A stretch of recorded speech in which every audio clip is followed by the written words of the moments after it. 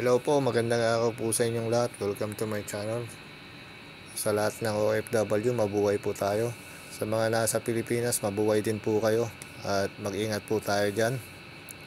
So, ang topic po natin ngayon ay kung saan magandang i-invest ang pera natin. Lalo na sa mga OFW. At syempre, pati na rin sa mga empleyado dyan sa Pilipinas. So, empleyado ka, gusto mong kumita yung pera mo, at kahit hindi ka na kumikilos, kahit hindi ka na naghahanap ng ibang trabaho, so ito yung may suggest ko. Pumasok po tayo sa Philippine Stock Exchange. So sa Philippine Stock Exchange po ay kahit di po tayo mayaman, pwede tayong mag-trade dyan. Kahit 1,000 lang po, pwede na po tayong mag-trade. So bago tayo pumasok dyan sa Philippine Stock Exchange, paano ba tayo makakapasok dyan? Kailangan natin maghanap ng broker, online broker. So ang pinaka-legit na mga broker dyan, COL, BPI, yan, may meron din sila. Alam ko Metrobank din. So pumunta na lang kayo ng mga bangko.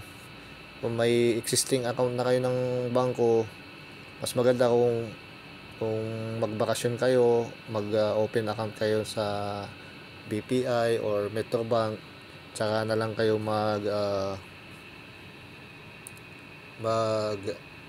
mag-inquire sa sa BPI Trade or sa Metrobank, mag-inquire na lang kayo sa mga nandun, i-assist naman nila kayo So sa akin ay BPI Trade ang online broker ko. So, BPI Trade yan po yung yung pinaka trading platform ko, BPI Trade broker. So magla-login ka dyan, gagawa ka ng account mo. So hindi ka muna, ang pinaka gagawin mo dyan is kailangan pumunta ka ng bangko, tapos mag-apply ka, pipill up ka ng mga yun. Kung meron ka ng bank account, mag-apply ka na lang ng trading. Sasabihin mo magte-trade ka sa Philippine Stock Exchange. So i-assist ka naman nila. Ganun ang ginawa ko, in-assist naman nila ako. Tapos after yung application ko, ipapasa pa yan sa pinaka main office. Basta main office nila. So after 2 days working days, ibibigay sa iyo yung result kung approve yung application mo na mag-trade. So automatic yan, approve naman yung mo, kasi syempre diyan naman sila, kikita naman sila diyan sa pagti-trade. So nag-text sa akin ng BPI at okay na, approve na yung account ko. Tapos binigay nila yung temporary password ko. So ka na lang, yung temporary password mo, pwede mo naman siyang palitan.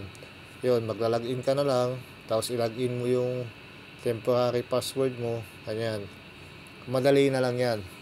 Tapos kung may bank account ka na, mo siya ng online, i-register mo siya ng online para makikita mo yung tapos doon ka na rin magta-transfer ng sa savings mo to investment mo. Savings to investment. So ang investment mo yung BPI Trade, i-transfer mo siya doon sa investment. So madali na lang, maghanap na lang kayo ng mga videos ng tutorial na paano ba mag-transfer ng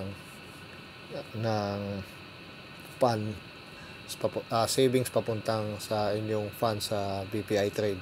So ganun. So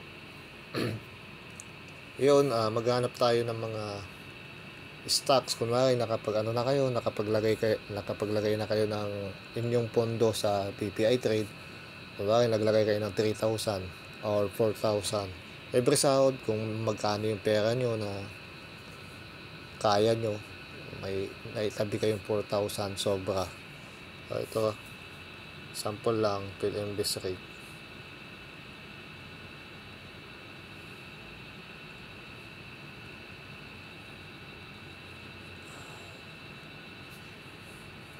Invest rate, dividend history. So ayan, na lang natin yan. Ang Ang price niya ay 3.19. So kung meron kang 3,190, pwede ka na mag-invest kay makakabili ka na ng 1,000 pesos, 1,000 stock. May 3,190 ka, imbis na ipili mo ng mga kung ano-ano. At 3,190, meron ka ng 1,000 stock ni Phil Invest Rate. So bakit ko na itong mga to is nagbibigay ng dividend every quarterly. So ito yung mga dividend niya.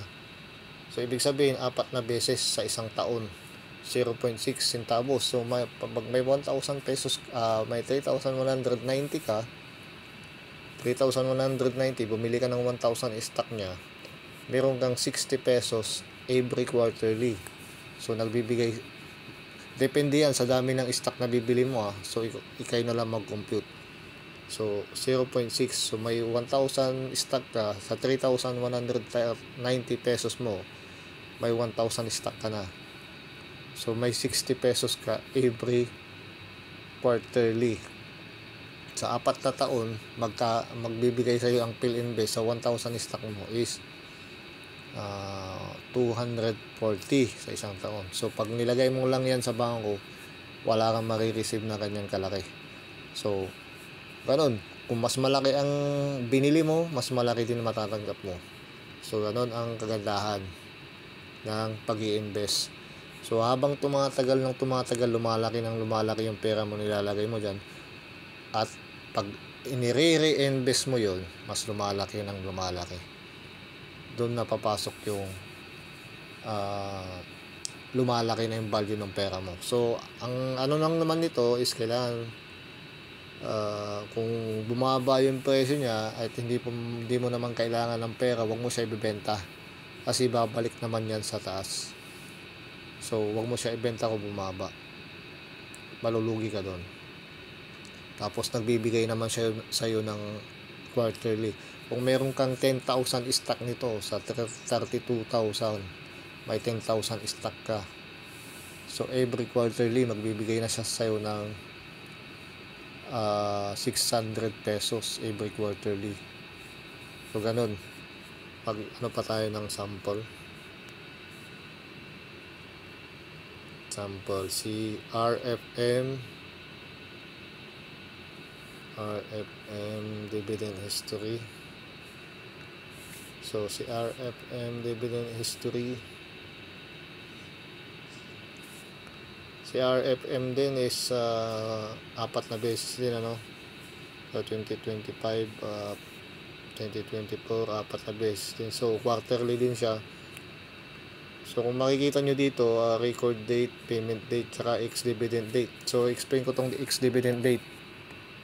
Ito na lang yung nasa taas. September 30 si RFM, September 30 ex-dividend date niya. So ibig sabihin, pag ex-dividend date, kung bumili ka nung September 30, ang payment date is October 2022, October 22, 2025, hindi ka makakatanggap ng dividend kasi binili mo siya ng September 30. Pero kung binili mo siya ng September 29, September 28, matatanggap mo yung payment ng October 2022. Makaka-receive ka ng dividend sa October 2022. So kailangan sa ex-dividend date nakapasok ka na bago September 30. Titignan nyo parati yung ex-dividend date kung kailan. So yan, dapat tingnan nyo yung ex-dividend date. Pag bumili ka, bago yung ex-dividend date. Example ito, September 30. Bumili ka ng September 28, 29, makaka-receive ka ng dividend. So ganoon, ang price niya ngayon ay 4.35. So kung meron kang 4,350, meron ka ng 1,000 stock ni RFM. So kung 0.089 sa 1,000 stock is meron ka ng 89 pesos.